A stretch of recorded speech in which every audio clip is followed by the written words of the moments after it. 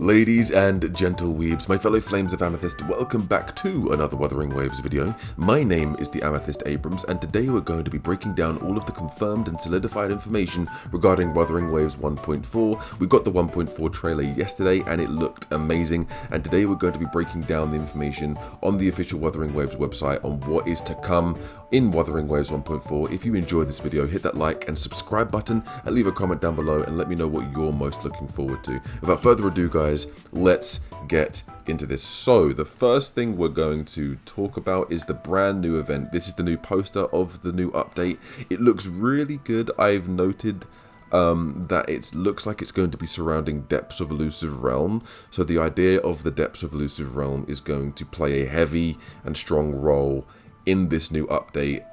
As you can see, there are things from Depths. We've got the doorways. It looks like these are the seats of the train. Now when you go into Depths of Elusive Realm, you do start in a carriage of a train. Here is the cat that we see in Depths of Elusive Realm. In the background we have a black cat. Looks like a crescent moon there as well. We've got Changli. We have obviously Camellia with her brand new weapon. Encore's here, Yinlin's here, Lumi, the brand new 4 stars here, and Gigi's coming back. Gigi is making a return, and we have both male and female rover here as well. When the Night Knocks 1.4 content preview. So far, what I've seen based on the trailer and based on the sort of little bits of information, 1.4 looks like it's going to be a good patch. It's going to be an event-filled patch. It's going to be content-heavy. But let's break down what we have here. So the first thing we have is the brand new event, Somnium Labyrinth, a Somnia adventure event. Now basically, to break down what this is a spin-off to Depths of Elusive Realm.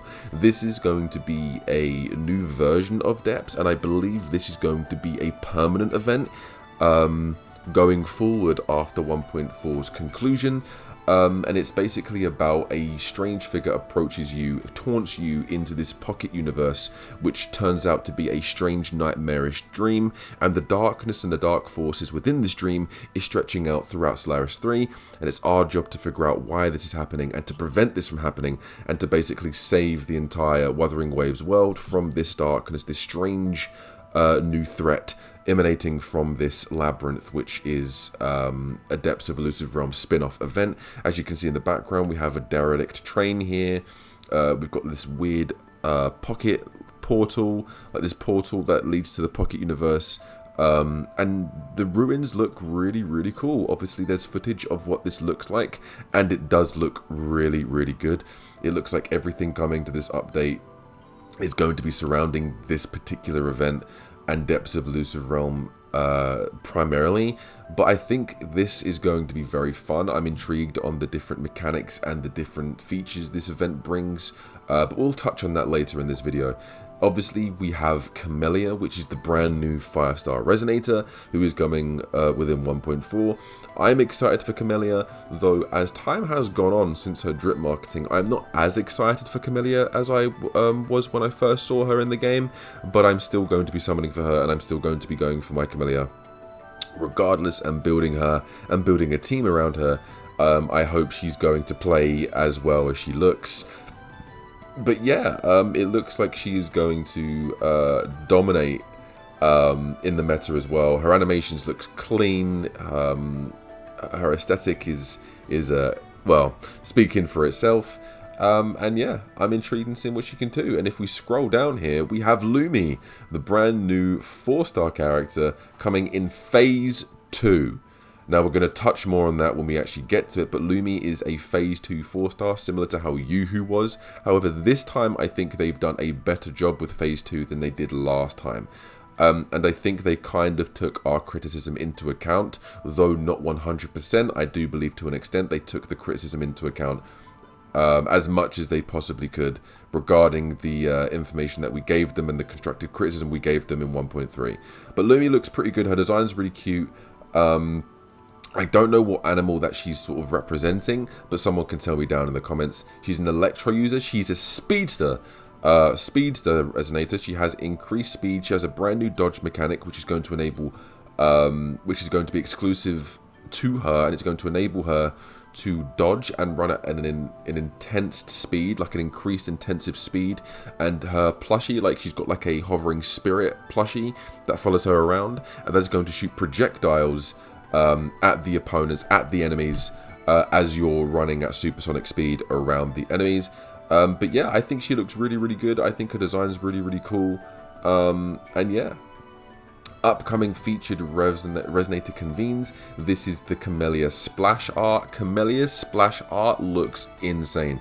The amount of detail they've put into this is impressive, and also specifically the face where she's doing the cross-eyed yandere face, which I think a lot of people did note out and did point out. Me in particular, I noticed that almost immediately.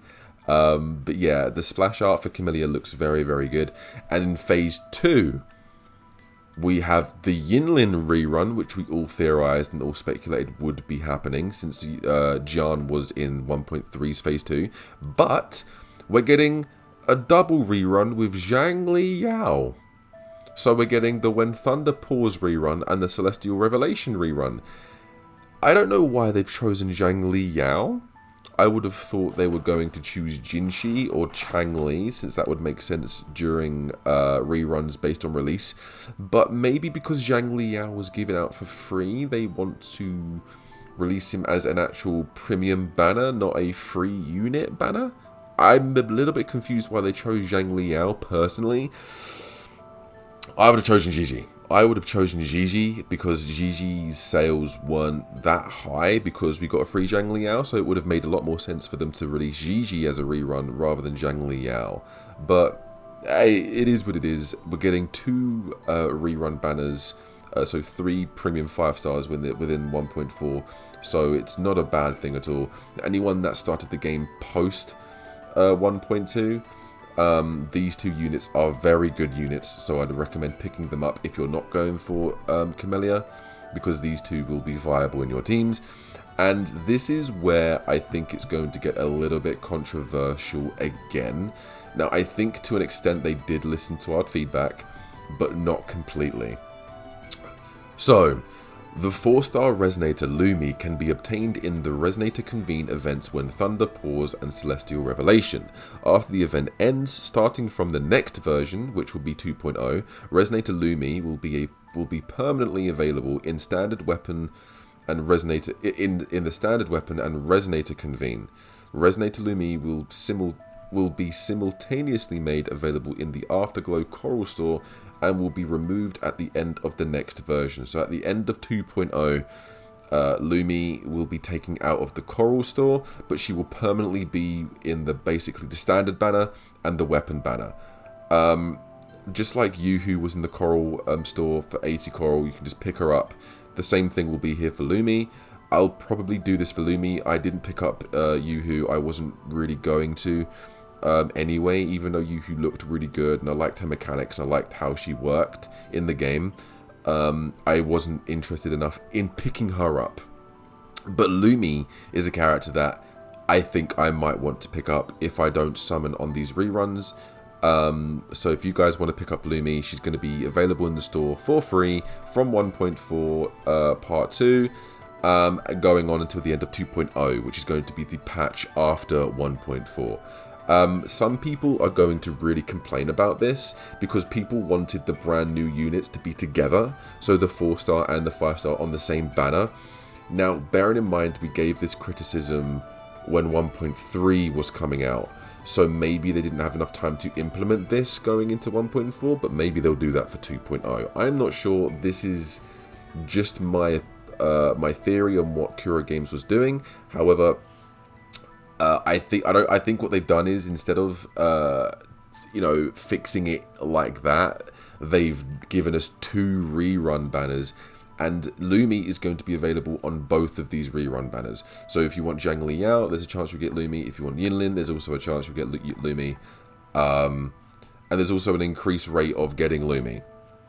So there's an increased rate on getting Lumi. So when you do get a 4-star on your banner, if it isn't a 5-star, there's an increased chance it will be a Lumi.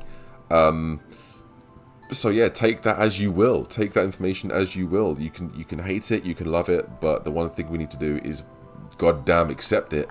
And yeah, moving on, we have the brand new 5-star weapon, Red Spring.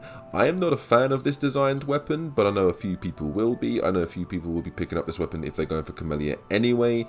I don't really care. I don't care about the weapon. I don't think the design is all that. I like the bloom in the center of the hilt here. The hilt I like. I like from this part to the hilt. I like the blade. I think it looks kind of whatever. But that's a new 5-star weapon, and we've got the new 4-star weapon, the Somnia Anchor, which is going to be an exclusive 4-star weapon that is going to be coming and obtainable within the new event, Somnium Labyrinth. So that's going to be a 4-star weapon that we're going to be able to receive and pick up within the new event when 1.4 launches on November 14th. Moving on, we have the weapon convenes themselves, the Red Spring, and the Phase 2, we've got the String Master and the Verity's Handle. So 3 new premium 5-star weapons coming, 2 of them being the rerun weapons, 1 of them being the brand new weapon. The new weapon projections, so these essentially are weapon skins coming to the game. There's going to be 2 different kinds of weapon skins. We're going to be able to acquire the invisibility skin, where basically the hilt handle is going to be visible, but the actual blade, rectifier or barrel of your weapon will be invisible. I don't know why they've gone for that, but that's the style they've wanted to do. And we're also going to be getting physical reskins of our weapon, like projections like this, so we'll be able to actually have this projection for all of our weapons as well, which is what they're saying here. New weapon projections, Somnia Anchor. So we're going to be able to get the 4-star weapon Somnia Anchor and its skin for other weapons of the same category. And here is what I was talking about, the projection formless series. So this is going to be the invisible weapons, basically the transparent weapons. So gauntlets and rectifiers are going to be completely transparent, so they'll be invisible. So if you've got gauntlet characters, it looks like they're just going to be beating them up with their bare fists, and if you have a rectifier character, it looks like they just have superpowers and they're just using magic or using abilities without using a rectifier. And then obviously if you have both of the swords or the guns, the barrel of the gun's invisible, but the handle is still visible. The barrel is invisible, but the handle is still visible. And the hilt of both of the sword types are visible, but the blade themselves are not. And I don't know why they've chosen for this style, but hey, these are the free-to-play skins basically. And I think this is going to be a free-to-play skin as well. So maybe they're just testing it out and seeing what people think. New companion story. So this is going to be the new Camellia exclusive story, which I'm going to be obviously playing through and voice acting as I have done the past few character stories. Forking paths amongst the stars. The flowers in the Black Shore's greenhouse sway silently. Camellia stands among them, sharing the silence. The sea of stars holds infinite timelines that intertwine and diverge at each moment. Through there are millions of possibilities. She knows all paths leading to the same destiny. So what I'm getting from this is Camellia knows, as she's a bloom bearer, she knows different timelines and different paths that the rover has or hasn't taken, but she knows the ones that are going to lead to a certain destined future. And I'm guessing those are the futures, and that is the future that she's trying to guide us to. But we're going to find out more within the companion story coming in 1.4. So that's going to be interesting. I'm actually intrigued in seeing how this is going to play out. There is a moment where she's talking about overclocking and the transformation state that Camellia goes into. The red hair form looks like her overclock state. So obviously those who don't know, in lore, the resonators essentially have an overclocking stage where they cannot control their abilities, and once they go to overclocking, it takes a lot for them to either return or they can't return from overclocking. Overclocking isn't curable. It takes an immense amount of restraint and power not to give in to the overclocking. The only resonator to ever snap out of overclocking with minimal effort is Yuan Wu. Yuan Wu suffered a great loss in his life and it caused him to overclock. but then he brought himself back using his will and his determination and his power, and he's one of the only recorded resonators to return from overclocking once he went past that stage. And it looks like Camellia is going through that overclocking stage, and it looks like that's going to be connected to her transformation state. But yeah, these other events as well. So we've got the Gifts of Fleeting Dreams, the 7-day logging event, where we're going to be getting 5 standard pools and 5 premium pools. Depths of Elusive Realm, Phantasm Amass is making a return. And this is something I'm really looking forward to, because it means I'm going to be able to go back and make the goofy content I'd originally planned to do when I thought Depths of Elusive Realm was going to be present in 1.3. It wasn't. It is now in 1.4. I'm going to enjoy making the content, and I believe this is going to be made permanent going forward as well. Beyond the Waves, which is going to be a Pioneer Association event, which we've had in all of the patches. The Tactical Simulacra event is making a return. Basically, the Boss Rush is making an event. The Raguna Sales Blitz, which is like a side quest story that's going to have the event tied in with it. And we've got the Pinsir Minerva Warriors, which is a reoccurring battle event, like a new combat event. I don't know if it's multiplayer based, but if it is, that would be cool. If it isn't, still a new combat event, I'm here for it. So we're getting a lot of new events. We're having the brand new event, which is permanent. We're getting Gifts of Dreams, Depths of Elusive Realm, that's 3, Beyond the Waves 4, Tactical Simulacra 2, 5, Raguna Sales Blitz 6, Pinsir Minerva Warriors 7. 7 brand new events are coming within 1.4. 8 if you want to count the new story quest. We're getting a brand new Phantom Echo, which is the Inferno Rider, which is basically the shiny variant, which is going to be a reward in Depths of Elusive Realm, which looks really good, by the way. This was teased in 1.3. And yeah, that's it. Stay tuned for more. Overall, I believe this update has the potential to be absolutely amazing.